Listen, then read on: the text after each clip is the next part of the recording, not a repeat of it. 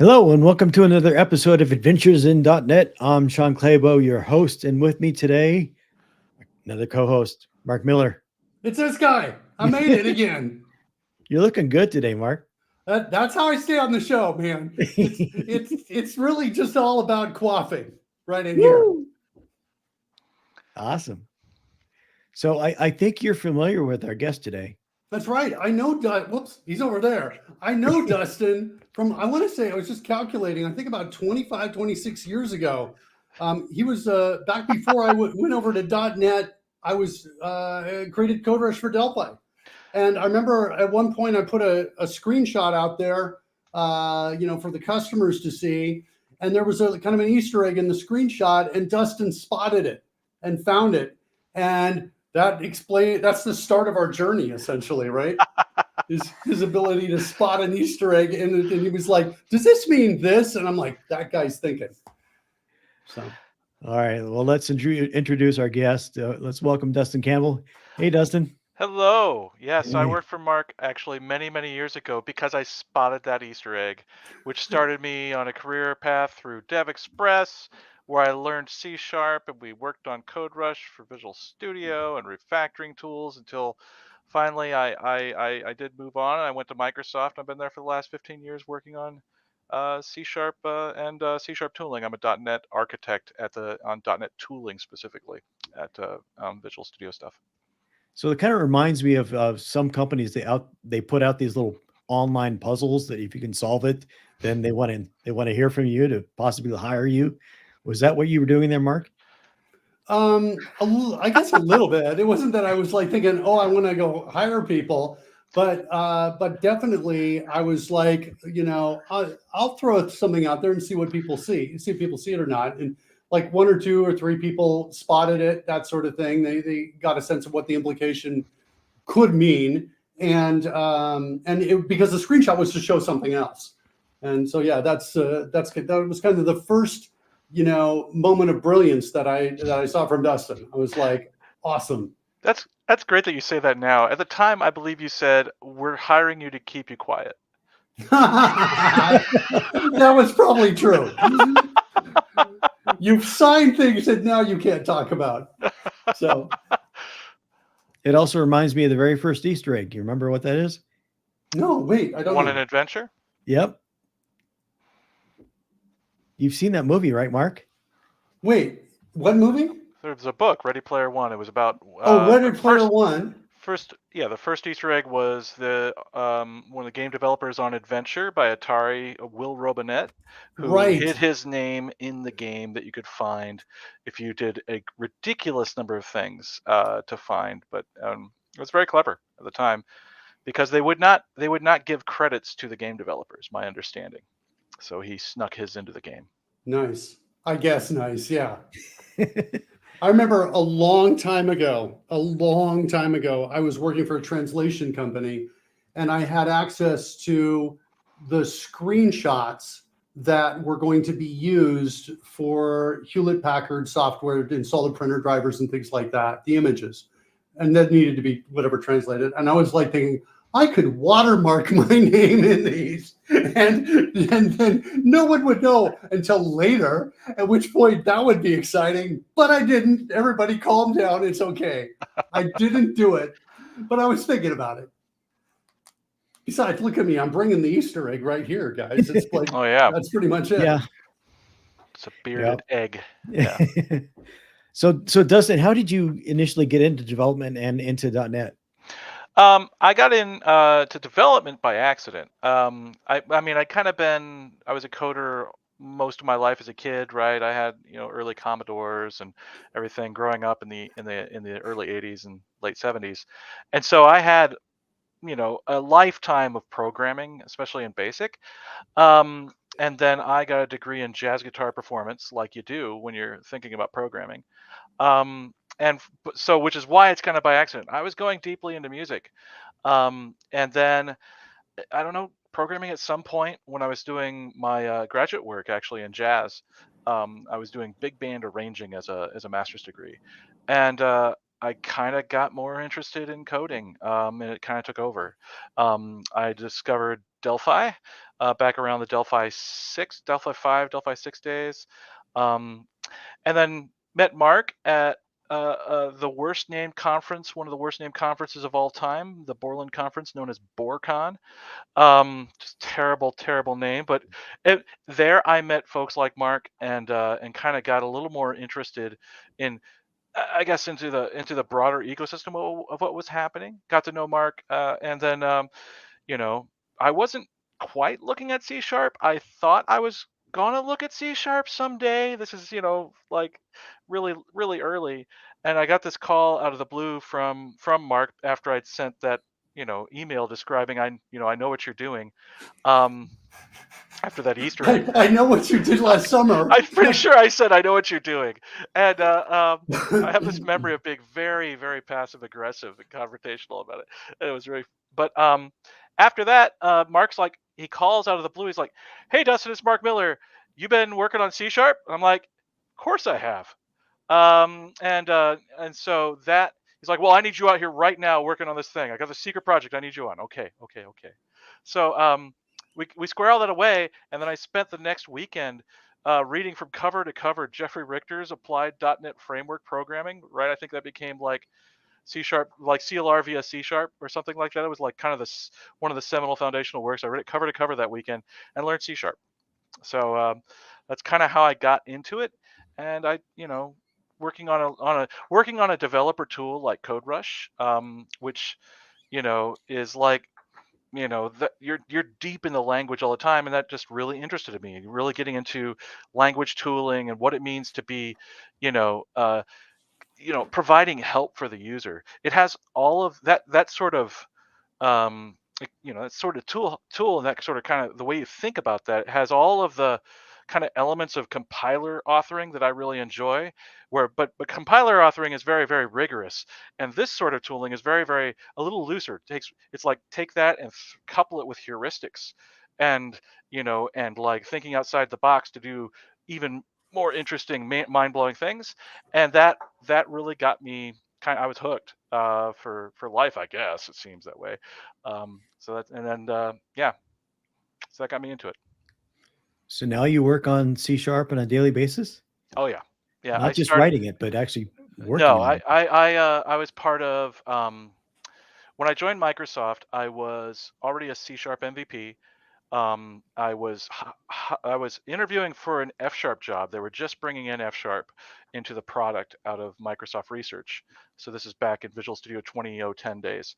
I joined Microsoft in 2008. So and then when I got hired, I wound up being the Visual Basic program manager for the Visual Basic IDE for that release. And so I was like, yeah, C sharp, F sharp, VB. It was kind of multi-language.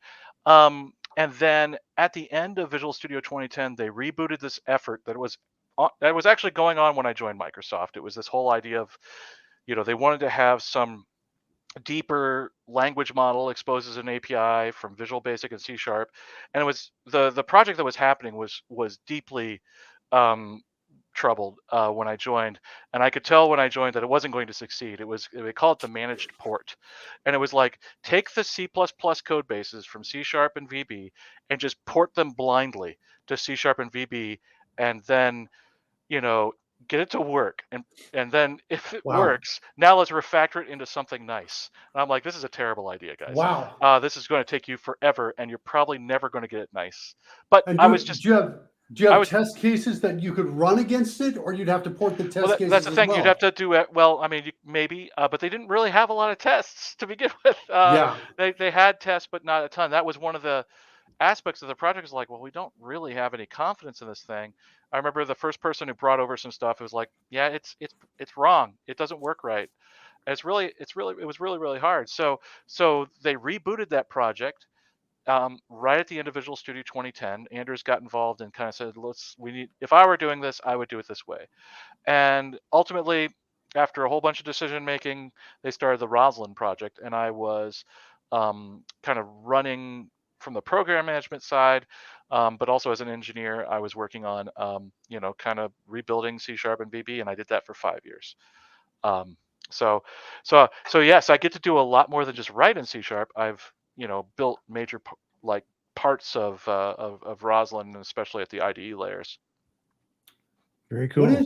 What is your your favorite maybe contribution to like development culture? What would you say the thing is maybe that you're most excited about, or the thing that you like the most, that you hold on to or That I go remember the back most? on. Yeah. Okay, this one's super silly and super trivial. And it's one of the first things I decided upon at Microsoft, and it was that we had there was a series of bugs. Do you remember like Microsoft Connect? Everybody file customer bugs there, and there were Yeah. like tons of these bugs that would come in. I think it's called developer feedback now, right? It's the next iteration of this.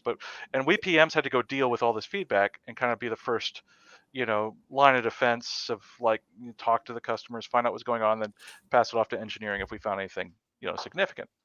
Well, this bug kept coming up for years, and it was just like, hey, IntelliSense keeps completing this thread static attribute like randomly for me, and it was really annoying.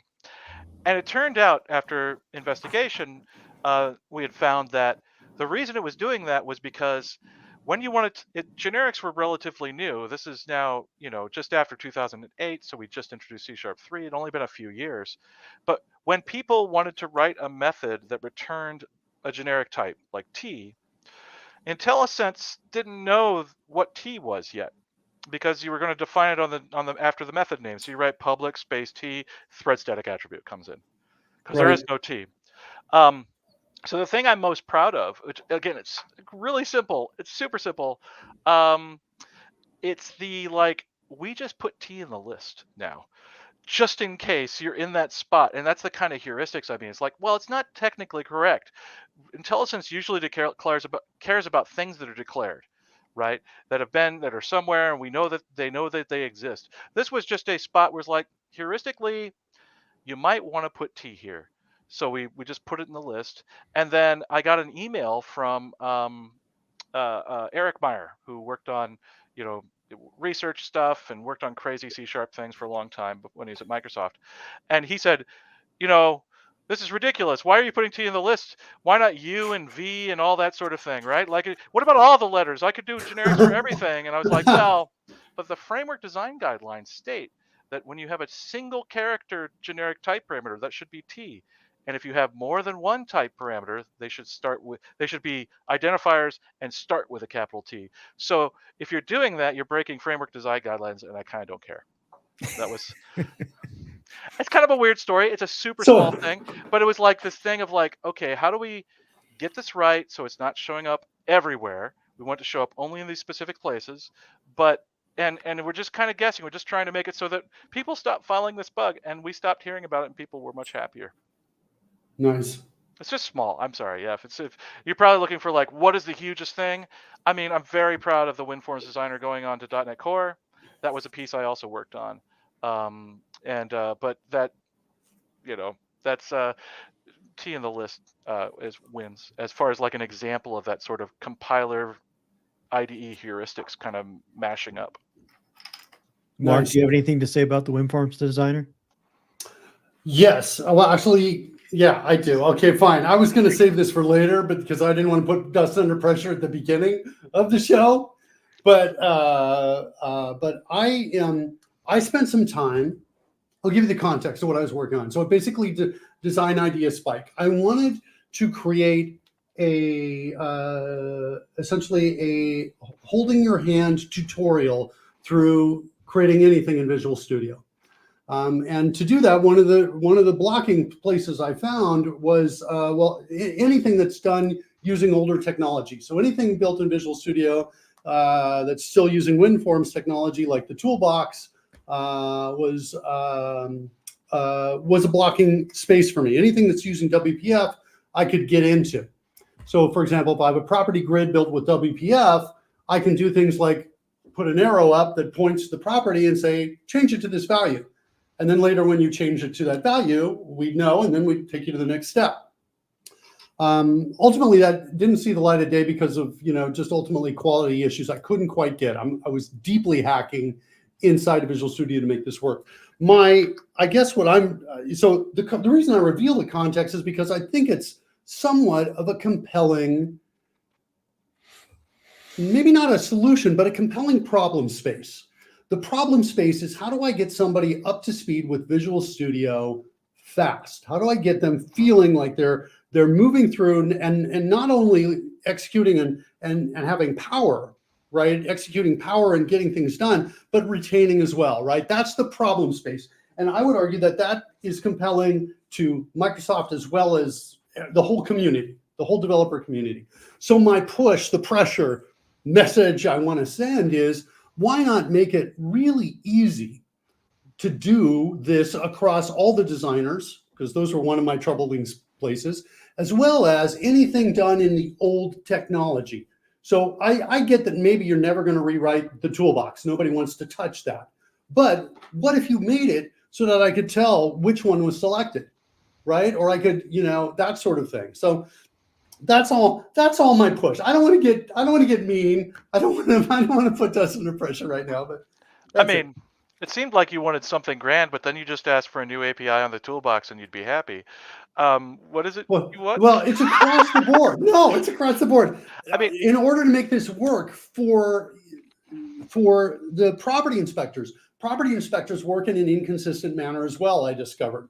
So some of them, and even within the same, like for example, in XAML, you might have something that fires an event when something changes and something else that doesn't fire an event until later in terms of change, that sort of thing. One of the other pieces I discovered. So there was inconsistency all over the place. And what I was longing for in this quest was a consistency across the board.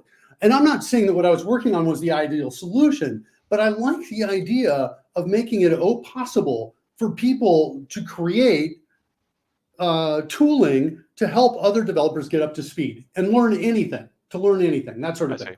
And what I wanted to do is what I was trying to build was something that allowed me to record the steps. So I could say, I'm going to build my application. And then as I build it, I've recorded the steps and I can send those to anybody. And then now they can follow my steps and recreate what I did, but do it in a guided way, or do it in a way that they would just watch. If they just want to watch, you could just hit enter every time and it would do the step, whatever it was. That's what I was looking for. And I just found that the API wasn't there. It just wasn't there to be able to support that. Yeah, the API that's there when we're talking about the toolbox in particular, but it's also like kind of at the heart of fundamental problems with Visual Studio. And I don't want to badmouth Visual Studio, but Visual Studio is a complex beast, and its history of being around, I mean, since the 90s, is that there's a lot of code there that's pretty old, and lives in kind of multiple worlds. WinForms, for example, is very much this.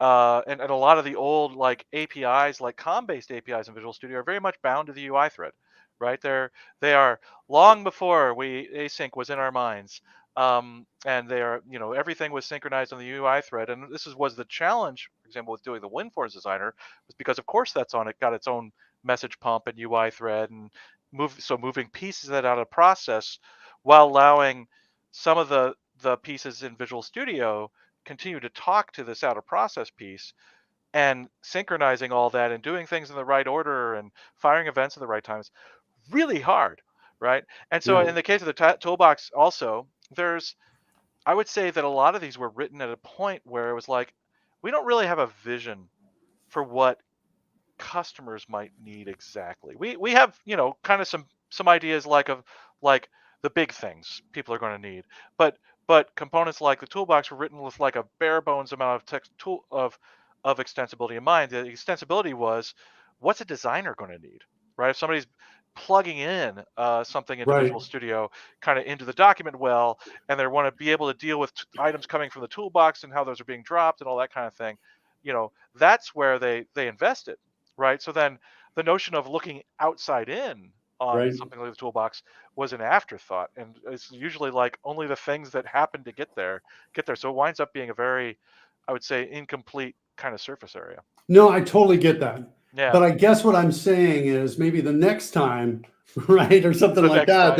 This idea of, wait a second, what's the value of discoverability? How much are we going to be investing on writing tutorials, right? Tech support, that sort of thing, right? If Mhm. I, as a third-party developer, right, if my tech support team can create answers to tech support questions effortlessly by just doing the steps and saying, here you go, and it's something that somebody else can actually watch and compile, as opposed to watching a video and then having to recreate or something along those lines, which is a little heavier, right? Sending a video is bigger than sending, the instructions.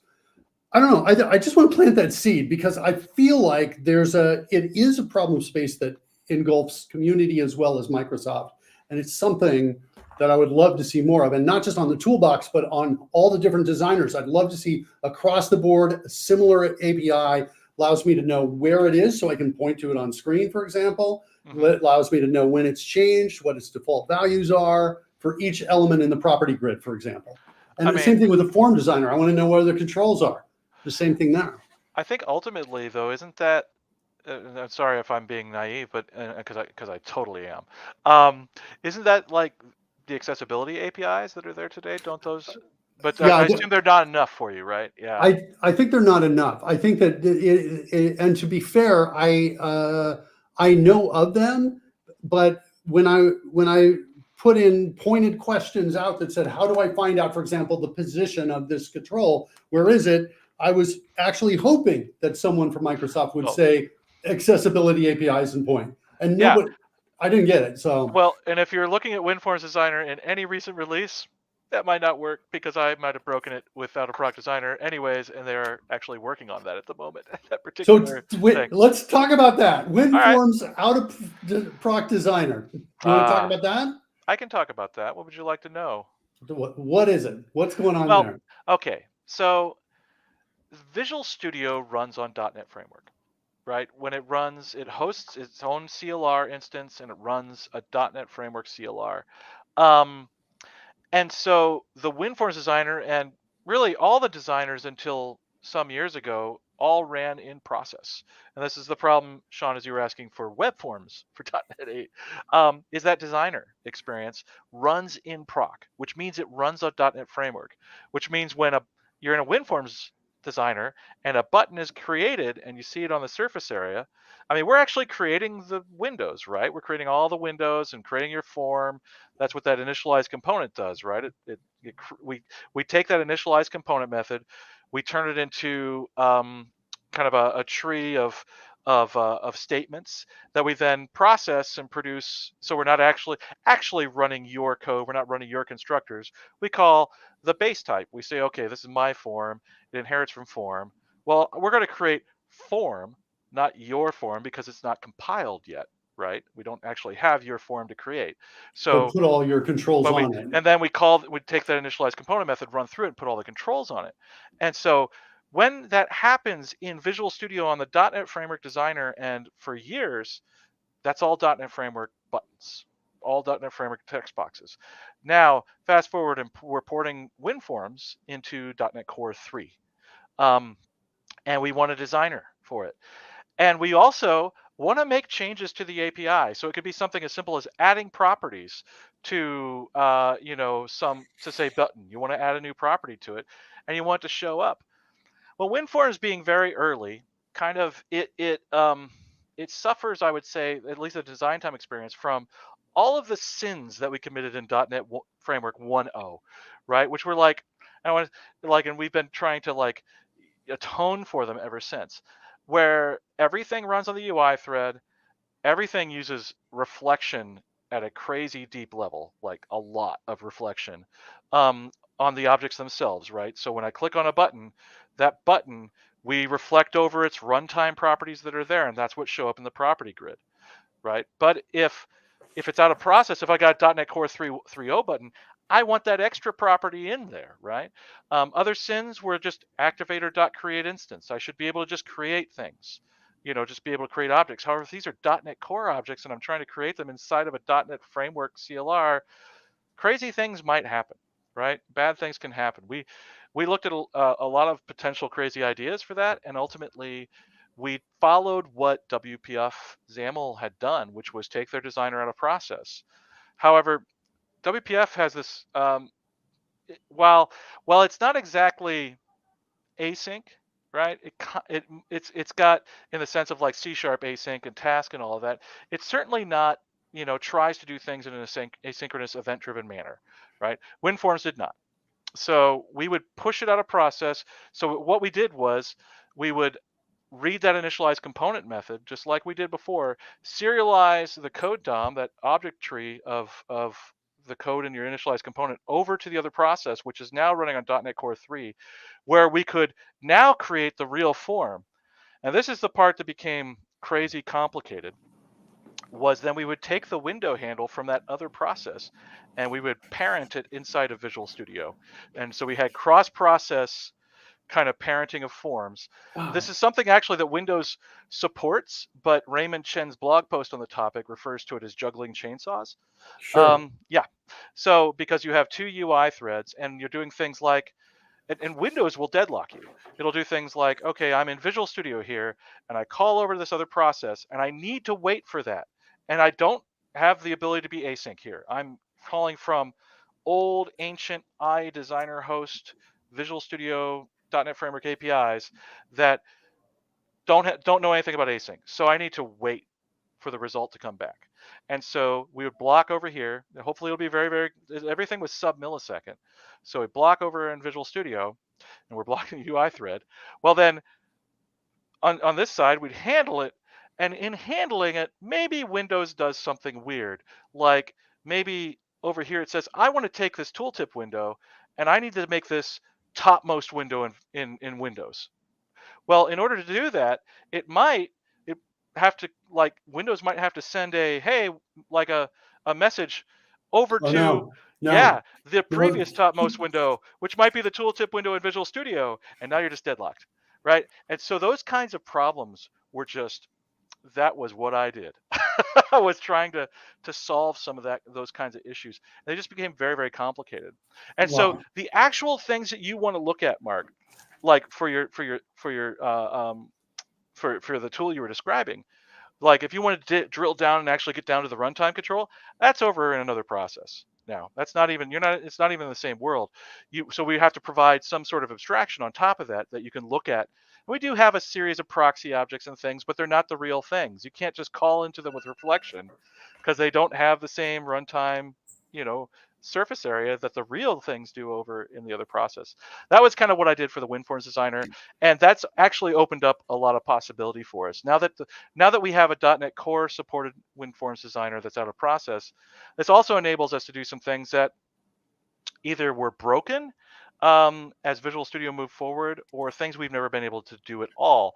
So one thing that's kind of a big, I'm not on the WinForms team anymore, so I apologize to anybody who's experiencing this. But when we moved Visual Studio to 64-bit, and because the WinForms Designer for Framework runs in process, it turned out that any of your 32-bit controls that were compiled like truly x86, like COM components and things, they broke on your WinForms Designer, and because now the designer is running 64-bit. So we've been working very hard to get it so that when you're running things in a 32-bit framework designer, that will also use a variant of the out-of-proc designer, so we can load those controls and run them properly. It's just this idea of, like, the big sin is that Visual Studio was like, it believed that the environment in which it ran was the same development environment that you were going to be targeting. And now with variations of .NET, .NET Core APIs being like, that's just not the reality we live in, right? If we ever were to move Visual Studio onto .NET Core itself, on a Core CLR, for example, that would require then the entire framework designer to move out of process, and it would be the other problem. Um, the other challenge that came with moving it out of process were things like modal dialogues that are part and parcel of kind of that old WinForms experience. Again, it's a sin of the past. I know, Mark, your hatred of modality and speed bumps like that. I know you'd Sure. much rather see an asynchronous kind of fluid UI, but they're there. And so in order to have those function with an out of proc experience, you have to have those dialogues in the client Visual Studio process. They have to be there in that modal dialogue loop, or things get weird. So that's the kind of things we've had to do to make that work. There's a lot of more stuff to do we haven't gotten to. Like I think the data sources window needs a lot of love. For example, to make it work in an out of process manner with .NET Core. But that was a few years of effort on my part with some really talented folks over the WinForms teams trying to make that work. C#12. Yeah. What you got? What you got for us on that? Well, I just did a talk at .NET Conf with my colleague and friend Mads Torgerson, and we did a What's New in C#12. There's really so now that we ship like every year, and we get a major version every year, it could be I would say that the number of marquee features has decreased, right? We can't possibly put out you know things lots and lots of big features anymore. It's hard to get to something like generics. You have to do that over multiple releases. For example, I remember there was a feature that you wanted in way back in .NET 1.0 and C# 1.0, which was virtual static methods, right? We didn't exactly deliver virtual static methods, but over the course of 2 releases, it was C#, I think it was C# 10 and 11, we were able to finally deliver static abstract methods on interfaces, which allow you to have a static on an interface that you can implement on any type, Yeah. right? And we use it for our generic math library. Nice. Yeah, it's not static virtual statics, though that's totally possible now. It's just we were like, somebody needs to ask for it. So, you could probably just resurrect that old email you sent, and aim for that again if you want to get it. But but for example, so it's either things that these big marquee features either take multiple releases or we have fewer. This is one where we have fewer. We have a couple of small features, some things for like rounding out like minimal web APIs. That scenario really drove a bunch of features in Lambda expressions in the last release or two. And this, I think I want to say we put optional arguments on Lambda. So I don't remember. It was a small feature. We didn't discuss it. The big features are primary constructors and collection expressions. What's your favorite new feature coming out in C#? Collection expressions by far. Yeah. By a country mile. Yeah. The idea that we could have just a simple collection syntax that just works, taking out a whole ton of boilerplate, is target type. So if I'm passing it to a method that takes a list of int, it just makes a list of int for me, but that it does what it's trying to do in the most efficient way possible, right? Nice. On .NET 8, it's going to do things like depending on what you're passing it to, it may try and stack allocate the entire array so as not to put any pressure on the GC later. Like it does a bunch of stuff to try and be as efficient as it possibly can be. And so it's even in certain cases, because it also works on down level .NET as well. It also works on framework, not with all the same types and things, but it works. And there are certain cases where it's just better to pass like for example, if I wanted to pass array.empty on .NET framework to a method that took IEnumerable, it actually isn't as efficient as it could be. So and it might in fact, I think on .NET Framework, I believe it will produce a new enumerator. It will allocate a new enumerator every time get enumerator is called. So when you pass it to an IEnumerable, well, that's what they're going to do. They're going to call .any on it, and so that's going to result in an allocation, right? Every time. And if you pass collection expression, it's going to do something completely different. That's going to be trying to be as efficient as possible. So what we really strive for was ubiquity, like the ability with collection expressions to say, I have a syntax and I can use it with any collection, any vector list like collection. And then we did not get to dictionary expressions, and those will hopefully come in the next release. We have a plan, or at least big ideas. And then so ubiquity, and we also wanted to get performance out of it, and then also brevity, right? We wanted to make it like simple and cheap and easy to create these things, right? Yeah. From a just a typing standpoint. Right. Yeah. No, I love it. I love it. Like, it sounds like the important areas are all being considered and addressed. hmm Yeah. So that would be my favorite. And do you have a favorite dev tooling feature that you guys have put out in the last, it can be a recent one, that sort of thing. A favorite dev Yeah. tooling feature. Um, honestly, I I I get a lot of mileage out of a lot of the refactorings that we put in. And I love that it's easier now. It's easier to put those in there. I was just talking to my friend Cyrus Najbabadi, who's been there forever working on this stuff. He sits next to me, and he had written a couple of refactorings for converting from a regular constructor into a primary constructor, and gave kind of two Nice. variations of that, where it's like, oh, here's one where it actually removes all the fields that can be removed because you can just use those Right. parameters, or one that says, no, leave all the fields because maybe you're in a case where you just want to see all the state at the top of your type, right? Right. And so he had those two variations, and I was like, Cyrus, it's driving me crazy that there isn't a way back, right? That I can't go convert to a regular constructor because the cliff is so big, right? And I'm like, I'm going to add one more parameter, and now it just feels too weighty to look at, or I want to add some validation to an argument, and it's just too cumbersome. Now, of course, it's big, and I don't want to take the time to cut and paste and move things around and refactor it Right. manually. So he added it back in, or he added the refactoring to do that in a couple of days, like over the weekend, and it's it's fantastic because now I have a productivity feature, right? Where I'm like, oh, you know what? Actually, I've decided that I want the fields to be left in this, so I go and I say convert to regular constructor, and then convert back to primary constructor and leaving the fields. I'm like, perfect. That's exactly Yeah. what I wanted. It's awesome. Yeah, one of the things I've discovered when you're building a tool to go in one direction, if you add the tool to go in the reverse direction, it gives greater value to the original Yeah, tool. Because absolutely. one of the things you can do is I can go back and forth and just play with that effortlessly. When using the equivalent effort of a whim, right, to initiate the effort, to initiate the change, and explore, right, and so it gives more value.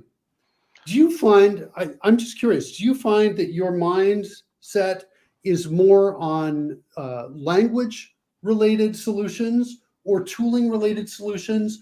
Or do you find there's a balance that, like, when you've got a language solution, oh, maybe we need to go forward and backwards. We need to consider where's your mindset as you spend your time there? It's gotten fuzzier, right? Because in our space, there's language oriented solutions where, like, we need to fix this at the language level. This needs a feature, but then there's like things like diagnostics, which have typically been the compiler end of things, but Right. now we have the ability to add diagnostics at other layers as well, which is, it kind of gets fuzzy. It's like, is that compiler, is that tooling?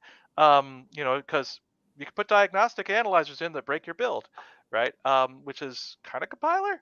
So things have gotten a little, there's like a little fuzzier area there, um, where we do play with. Sometimes we decide, hey, we're gonna, we could have done, if we just put the, like, for nullable reference types in C#8, if we had just put the syntax to be able to put a question mark after a reference type, if we had just simply said, you know what, don't make that an error anymore. The syntax was legal, right? Just don't make it an error, because we already allowed in question mark, right? So just don't make it an Right. error, and then let's do nullable as an analyzer outside of the compiler using the Roslyn API.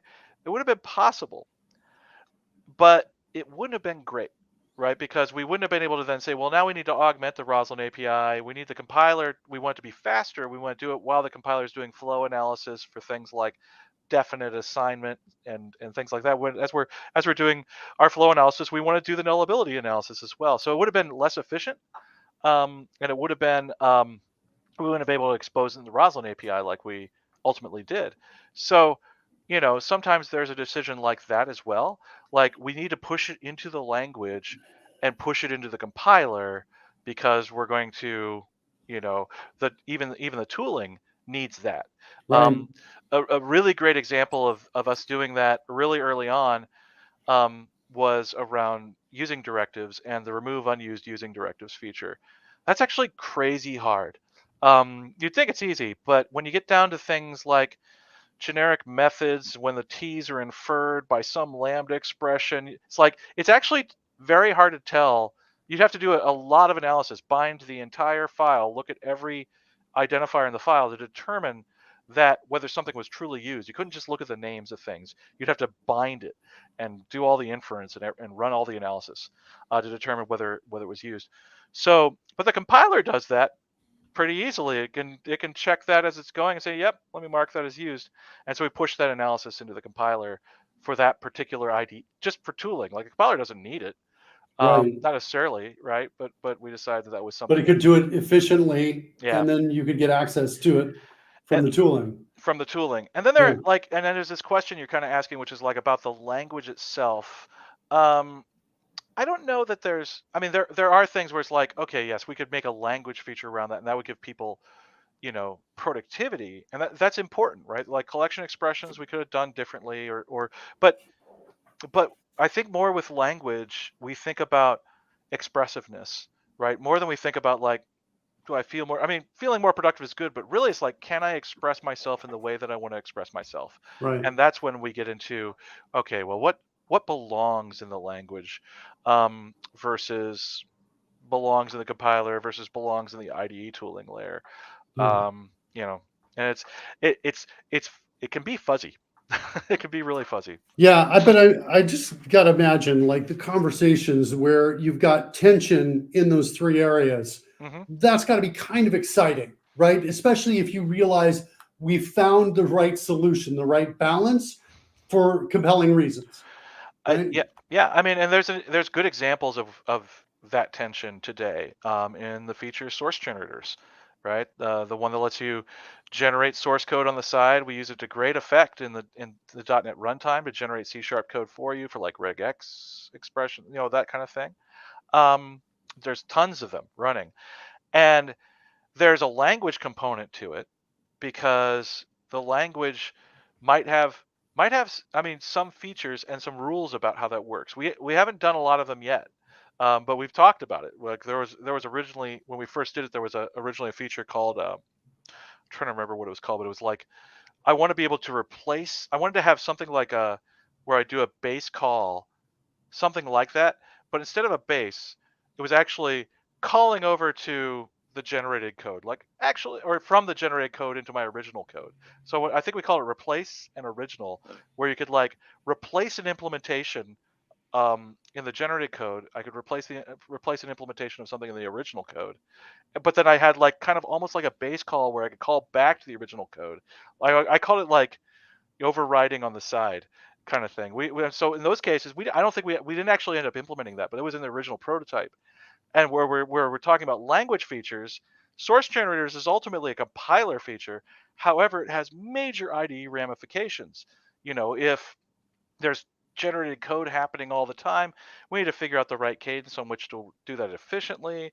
We need to make sure that because that if it defines any new symbols, that they would show up in IntelliSense. If you had like, you know, if you're doing like the iNotify property change source generator, and it's generating a little property change method that doesn't exist in your code, but we need to make it show up, in IntelliSense. There's a lot of things like that where just like, and there's a bunch of tension, in that feature in particular today, that I have been looking at with a bunch of other folks about like, how do we get this to be a lot more efficient, because the .NET runtime, the SDK, keeps adding new source generators for really great reasons, and the scenarios are really really good, but we're like, but it keeps making the IDE struggle from performance, and we're trying to figure out how to do those things more efficiently.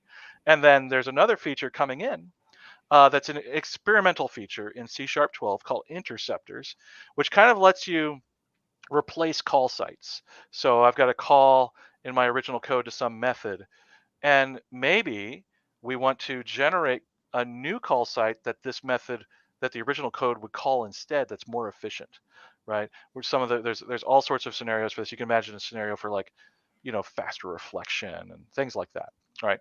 And but that has a language component, in the sense that, well, how does this happen, right? And what are the rules from a language perspective? How do they happen? And then a compiler perspective, and then a huge IDE efficiency concern. And so it winds up being, well, there winds up being tension across all three areas. And it's not like checks and balances, like we're just all tense. you know? So as an example. Yeah. So you mentioned primary constructors. Yeah. What are those? I think So that's a good thing, but So tell us about it. we actually have them already in C sharp, but we've thrown so many features at you the last few years, you would be forgiven for missing them. But we had when we introduced records in C sharp 9, um, I think it was, there were two kind of forms of those. There were what we call positional records, which had a primary constructor. It was just like public record class name and then a parameter list of whatever. Okay, and those whatevers, like maybe this is a person, it's got a first name, last name, string last name, and in a record those define a set of public init only properties that get generated along with it. So it's a real nice kind of succinct syntax for creating these data classes. And because they were in a primary constructor form, we called them positional because that meant we knew the order. So the order that mattered for things like equality, and for things like deconstruction. If I wanted to deconstruct those out like with a tuple kind of var, first name, last name equals, and then pass a record in there, and I want to deconstruct that out. We knew the order of the things going in, so they were the same order coming out. We took that primary constructor syntax and we said, you know what, let's just take the record off of there and let's make them available for classes and structs. This is a feature that F#'s had since its inception. TypeScript has, it's a convenience, and I find it really super useful when I've got simple types, because what it does, that primary constructor syntax, instead of generating new public properties, it doesn't change your surface area. They're just parameters into the main constructor of the type, right? That has no body essentially. However, I can take those parameters and I can capture them, like we would say if I were capturing a local into a lambda body. I can capture them inside of other methods or properties within the class and use them. And if you do that, we will automatically stash them somewhere. You know, it's easy to think of us creating a field for it, but the idea is that like you've used that parameter, we're capturing it into a place for you, it gets assigned, and we've kind of created this nice. It's a little bit leaky, but an abstraction around saying, well, these are just parameters coming in, and you can just use them throughout your class. That's the idea of a primary constructor, and it cleans up code. Yeah, I love it. Super small types just really, really cleans it up nicely. I give you an example. In the Razor code base that I've been working in a lot lately, the Razor tooling code base, there's a ton of unit test classes, and they all inherit from test base, and they all have a public constructor that takes in, this is X unit we're all using in this repo, and so they all take an iTest output and pass it down to the base class so that it can take that and store it in some logger interface to be used and passed into various objects that it creates from the Razor tooling layer. So we can capture that logging output, right? Well, this turns all of those classes into like being like 5 lines shorter, because the public constructor goes away. There's a primary constructor that takes the iTest output, and it says : test base, and it passes the test output right there when you in the declaration of the class, and there's no constructor at all, or at least no regular constructor with a body. And it's just like, oh, that's super clean, and every single one of those does that. I love that. I love that kind of just like, yeah, let's clean up some boilerplate. Cool. It does have some weirdness with structs, but then again, record structs were weird already. Where record structs, if you declare a record struct with a primary constructor that creates properties, those are actually mutable get set properties. They're not read-only at all, because we have a read-only keyword for struct. So if you make a read-only record struct, it produces public get init only properties. So functionally, read-only properties that can only be set at initialization time, but they're mutable, right, on the regular structs. So when we did primary constructors for non-record structs, it's the same thing. So when you create a you know, a primary constructor, you pass in the parameters for a regular struct, they become public, or not public, they become private fields that are mutable and can be written to as well. But if it's a read-only struct, it produces read-only fields. So there's some weirdness. I think it's fairly like regular and normal, but it's there's some interesting little bumps in that area. Not sure you guys care about that as much though, but thanks for letting me Just carry on. you're welcome, Dustin. I have a burning question I've been holding back because I wanted to let you carry on. But no, it's about primary constructors. When I initialize using those parameters and pass it in, after it's done there, does it call like the parameterless constructor if it's in there and declared? Do I automatically essentially get a this kind of call there? Or No. if I wanted any startup initialization, I would have to do something very specific Right. for that. Right, because Okay. we never did call that parameterless constructor by default before Right. either. Yeah. So it doesn't change those semantics at all. We are talking about maybe there's a way we can do something here. We've looked at ideas for how to just put a body in there, do something more.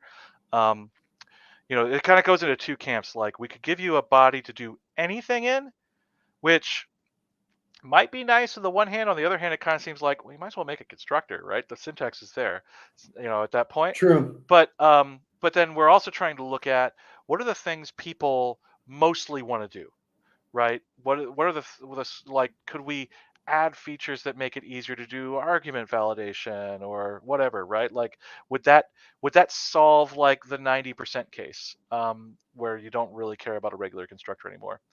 I'll be honest with primary constructors. While I like them, they tend to horizontally sprawl a lot on Right. my screen, and I am struggling still to look at them when they've started to like, put the parameters in separate lines, and oh, where's the base type go? And I'm still not sure I love how they look, or I've gotten quite used to them. But I felt that way with expression-bodied members at first too. I'm sure I'll get used to it. I think they look great with two parameters. Oh, for sure. 1, 2, or 3. Yeah, It's fine. yeah, for Yeah. sure. Um, and like I said, I go back and forth as to whether I will put fields in there, because that's the way if you don't like the capture, like because they're parameters, right? So when you if they capture them in a regular C# class, they create fields that are not read only. They are just regular fields. And because you could always assign to parameters, so we wanted to allow that behavior. If I assign to it, kind of want to keep that sort of mutable behavior. So if you want read only, right now the thing you do is you declare fields for it. And that at that point, you can decide, well, I'm no longer ever going to touch this parameter. And we actually introduced some tooling to make it both at the compiler layer and at the IDE layer to help with a problem where you might get into with double capture. So this is where I've got a field, or a property, and I've already initialized that field or property with this thing. And then I use the parameter later, which causes us to capture it now. And so you wind up with two fields potentially storing the same value. So the problem is that like that's that's something we don't think people intend to do.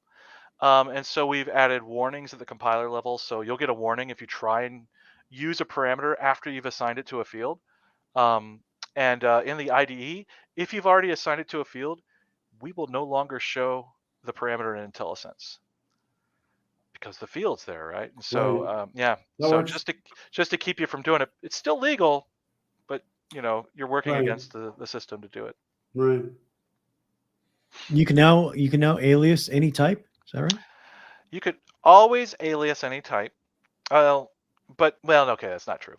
So yes, what we did was we said let's let the right side.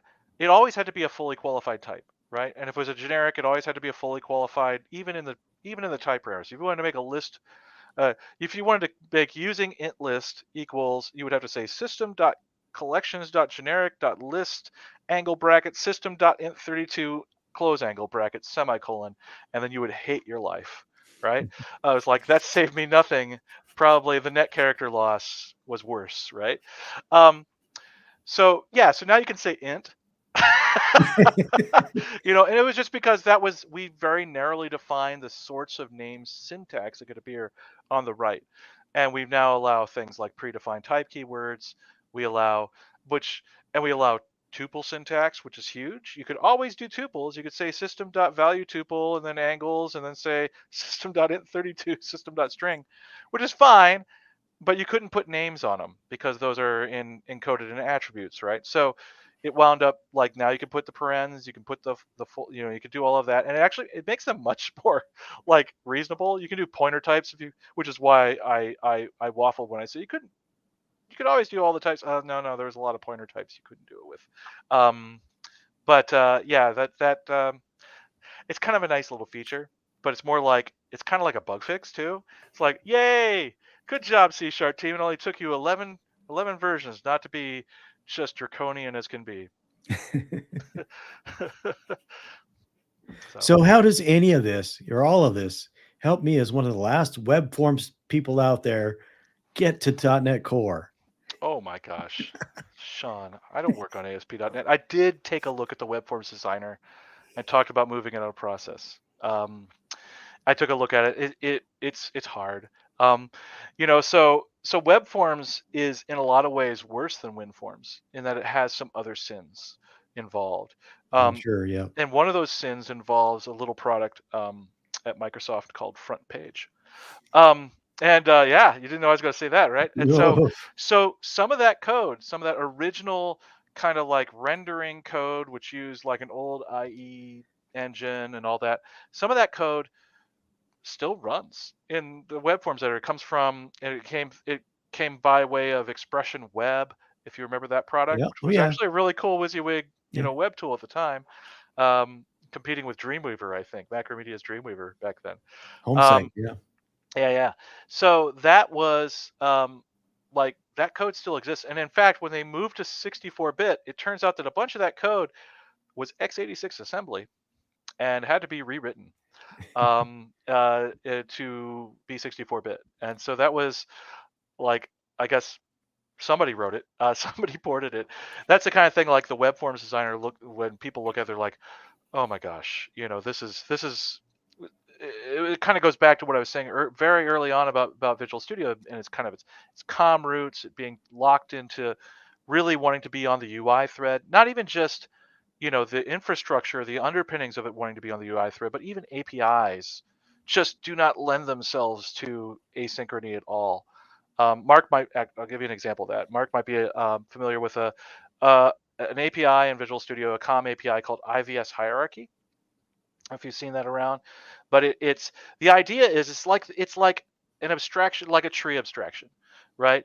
And so it's a COM interface that can be a tree, and you can ask about parents and children and siblings of those children. Give me the next child and all that. But the problem is that it demands to be called on a single thread. From an API perspective, you're like, okay, now I have this a handle to this node.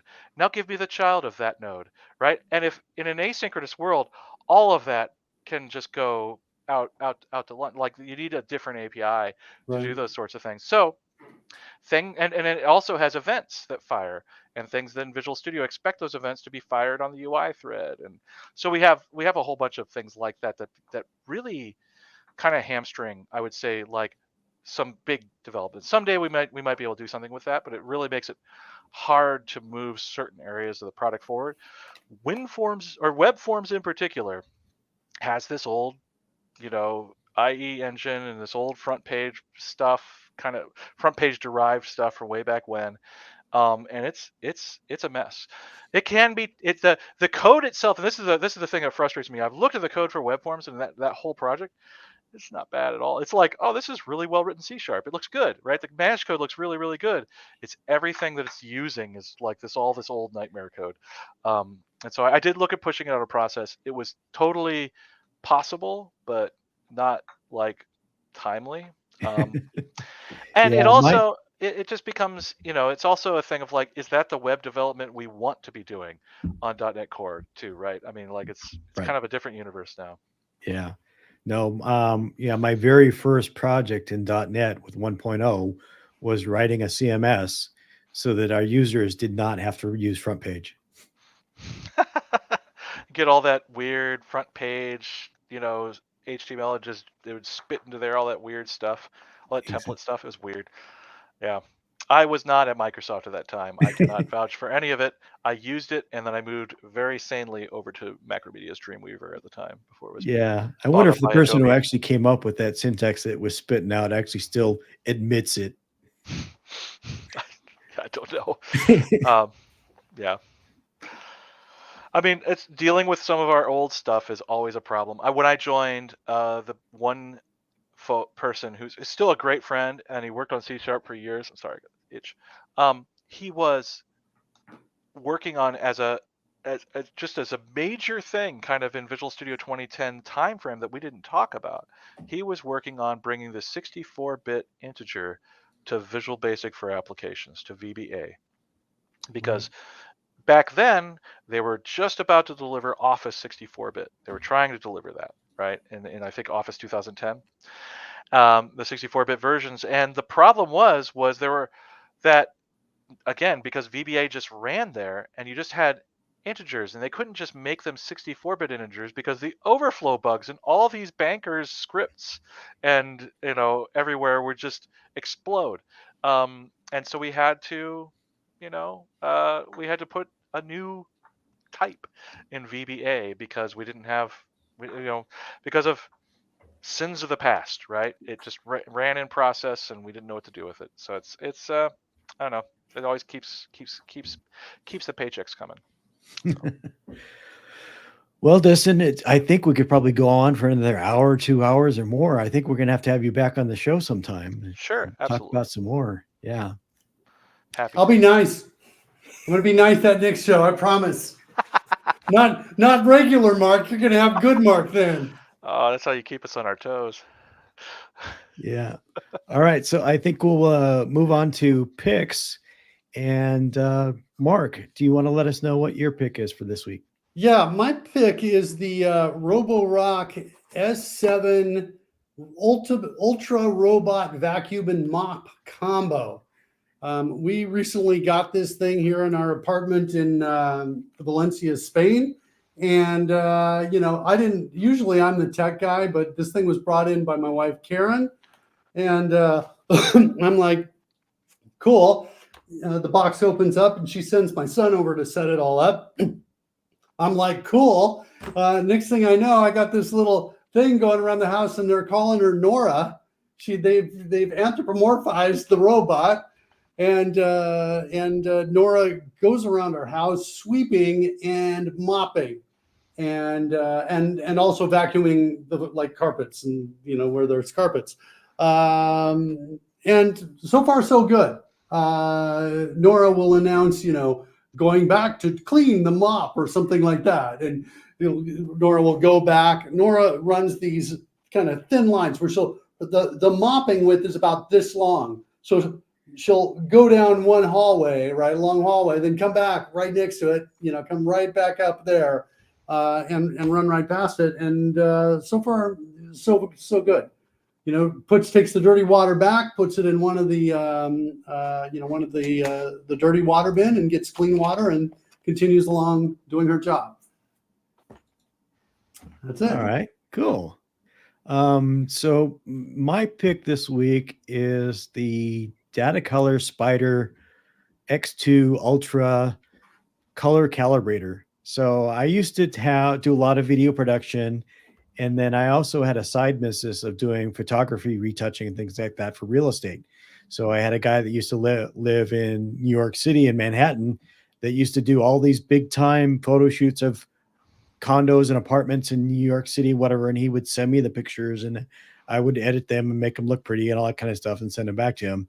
So I've done a few kind of well-known stars, celebrities, apartments out of New York City. So that's kind of one of my little fun claim to fames here. But one thing that's important with this is having the correct color and brightness and everything on your monitors. So I'm pretty big into calibrating all my monitors so that they all look good. Even though I am colorblind, red, green colorblind, I can still do that kind of stuff just by hovering over the colors and looking at the values that it shows me in like Photoshop and so on and so forth. Cool. Nice. So, yeah, if you want to calibrate your monitors, check out. So do you need some sort of optical like input, like a camera aimed at your monitors to make this work? This is kind of a little puck device Yeah, I'm that looking at it now. you hook into your USB, and then it has a photo sensor on it. I see it. To I love it. figure out, because first it adjusts the brightness, because it can't evaluate colors unless it has a consistent brightness that it knows about, that it can reference, and it actually will also sense your room brightness to accommodate for that as well. And then it'll run through this big color calibration, flashing different red, green, blue type colors or whatever on your screen to figure out what to do. And then it assigns a profile to your windows to adjust for that, to make it look right. Nice. So there's no hardware adjustment anywhere. Is that right? Right. That's pretty impressive. I didn't know Right. Windows It's could all do done that. through Windows. Yep. That's impressive. Probably a Mac version as well. Yep. I'm like, the only thing I'm looking at is 279. I'm like, that's a lot for my one-time use of setup, right? Or do you use it frequently? Well, I use it about every 3 or 4 months, because the monitors will drift after a while. I see. But there are lesser models. So if you don't need all the features that the X2 Ultra gets, they have lower models that are start out at about 130 US. No, I gotta. I can only buy things with Ultra in their name, as you can see from my robot. Apparently, yeah, that's cool. All right, I'm looking at it. All right, Dustin, what do you want to let our listeners know about? All right, so at the risk of it being kind of a flex, because you did tell me I was doing this right beforehand, and I have a number of candidates, but what I'd like to mention is, if you haven't talked about here before, is the Commander X16, right, which is a new retro computer that was made by kind of some influential folks in kind of the Commodore 64, Commodore retro gaming space.